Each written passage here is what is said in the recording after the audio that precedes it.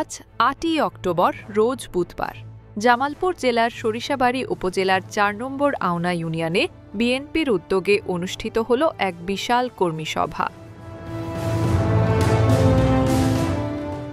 Aona union বিএনপির সভাপতি ও উপজেলার সহসভাপতি মোহাম্মদ সুরুজ্জামান সুরুজ মেম্বারের নেতৃত্বে আয়োজিত এই কর্মী সভা এক পর্যায়ে রূপ নেয় বিশাল জনসমুদ্রে। আমি তাদেরকে একটিবারের জন্য জিজ্ঞেস করতে চাই যে আপনারা এই 17 বছর কোথায় ছিলেন? ততক্ষণ পর্যন্ত আপনাদের মুখ থেকে না আসবে, ততক্ষণ পর্যন্ত সরিষাবাড়ির পাশে ভোটের আশা আপনাদেরকে। অনুষ্ঠানের সূচনা হয় পবিত্র কুরআন তেলাওয়াতের মাধ্যমে।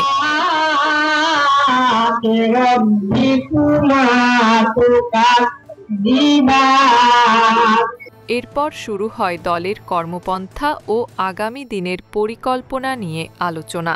কর্মী সভায় প্রধান অতিথি হিসেবে উপস্থিত ছিলেন জামালপুর জেলা বিএনপির ৩ বারের সফল সভাপতি এবং সরিষাবাড়ি উপজেলা বিএনপির সাধারণ সম্পাদক মোহাম্মদ ফরিদুল কবির তালুকদার শামীম।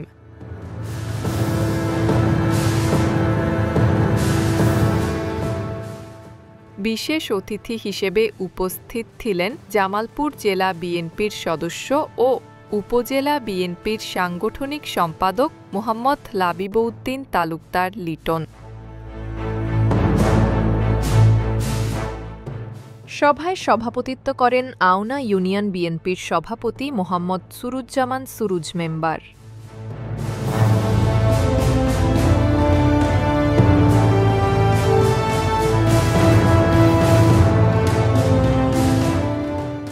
এ সময় বক্তারা কর্মীদের ঐক্য, ভোটারদের আস্থা ও দলের ভবিষ্যৎ কর্মপন্থা নিয়ে মূল্যবান দিক নির্দেশনা প্রদান করেন।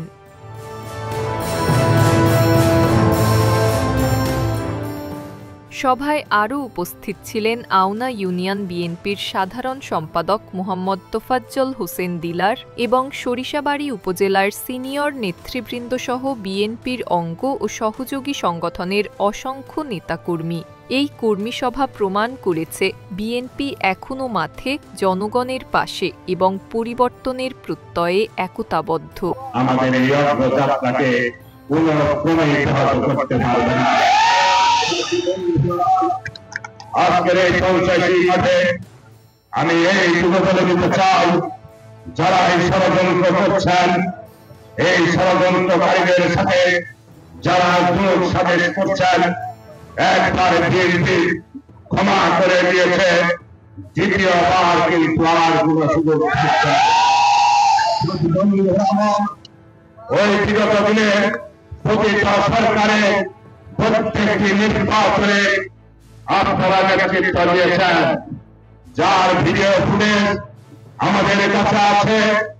আজকে আপনারা যে নতুন খেলায় মেতে উঠেছেন, বাংলাদেশ রাজনৈতিক বাংলাদেশ জাতীয়তাবাদী দল, শহীদ জিয়ার গড়া সংগঠন, খালেদা জিয়ার আপসীন নেতৃত্বের সংগঠন এবং আমাদের ভারপ্রাপ্ত চেয়ারম্যান জনাব তারেক রহমানের নির্দেশনায় এই 17 বছর শুধু জাতীয়তাবাদী দলকে নয়, এই দেশের প্রত্যেকটি মানুষকে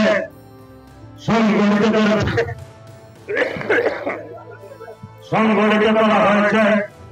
তাই সংগ্রামে ভাইয়েরা, আমাদের মধ্যে ভুল বুঝাবুঝি থাকতে পারে, 5 তারিখের পরে নেতা কর্মীদের মধ্যে একটু দূরত্ব থাকতে পারে, এই সুযোগ যেন ওই ষড়যন্ত্রকারীরা নিতে পারে।